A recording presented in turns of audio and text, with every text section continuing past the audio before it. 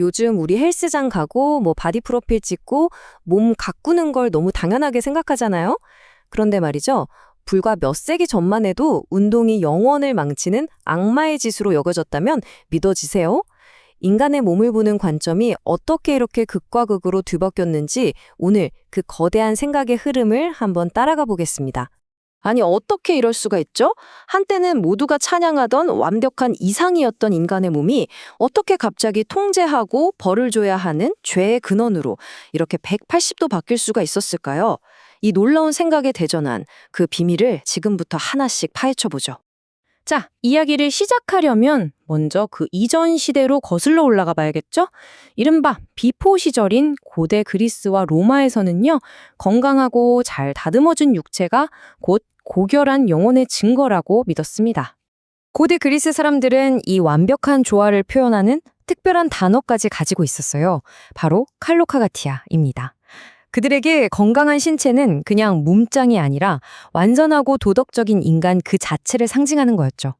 그러니까 당시 그리스 사람들한테 체육관 가는 건 그냥 뭐 몸 만들러 가는 게 아니었던 거예요. 시민으로서 국가에 대한 의무를 다하는 일이자 신에 대한 경건함을 표현하는 아주 중요한 행위였던 거죠. 로마도 이걸 이어받았는데 좀 다르게 변했어요. 처음에는 강한 군인을 키우기 위한 실용적인 목적이었는데 나중에는 제국이 대중을 즐겁게 해주고 또 통제하기 위한 거대한 정치적 쇼로 바뀌었죠. 자, 그럼 도대체 무슨 일이 있었길래 이 모든 게 뒤바뀌었을까요? 그 답은요, 바로 유럽 전체를 뒤흔든 정말 거대한 생각의 변화에 있습니다. 세상을 보는 가치관 자체가 뿌리부터 완전히 바뀐 거죠.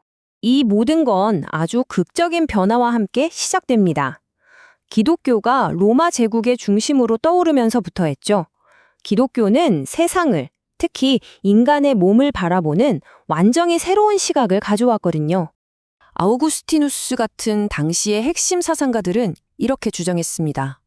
우리가 진짜 신경 써야 할 건 언젠가 썩어 없어질 이 육체가 아니라 영원히 남을 영혼이다 라고요.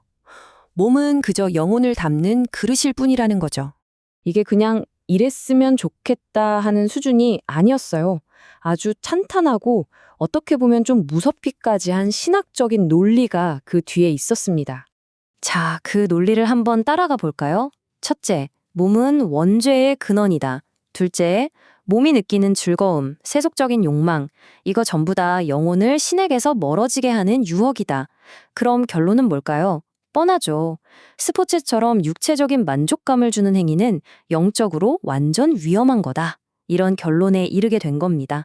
그래서 그 결과가 어땠냐면요. 한때 사람들로 북적였던 그 웅장한 경기장들이 전부 버려졌습니다.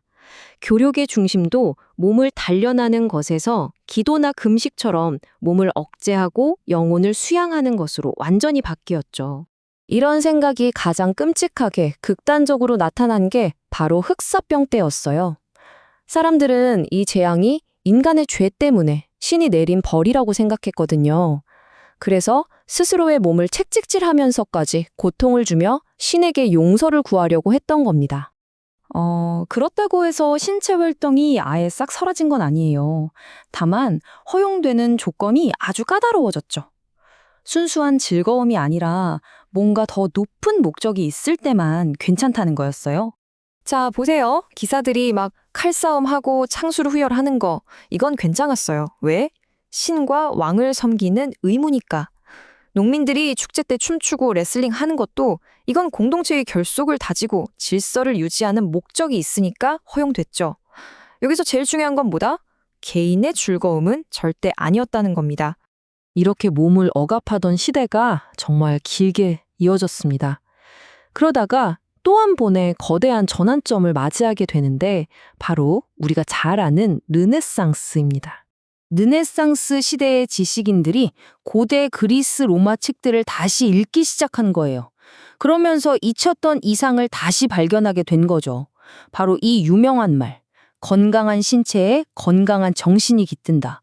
순식간에 분위기가 바뀝니다. 몸은 이제 더 이상 죄의 근원이 아니에요. 오히려 아름다운 그 자체고 인간 정신의 표현이 된 거죠. 육체와 정신이 드디어 다시 하나로 합쳐지게 된 겁니다. 자, 그럼 오늘날 우리는 어떨까요? 이 르네상스의 이상을 그대로 이어받긴 했는데 우리는 여기에 기술이랑 자본주의를 아주 제대로 들이부었죠. 그래서 우리만의 새로운 피트니스 종교가 탄생한 겁니다. 그래서 마지막으로 이런 질문을 던져보게 됩니다. 우리가 매일같이 걸음수 체크하고 데이터로 내 몸을 최적화하는 이 모습, 과연 고대 그리스인들이 꿈꿨던 조화로운 삶일까요? 아니면 그냥 우리 스스로를 올가매는 새로운 디지털 감옥을 만든 건 아닐까요?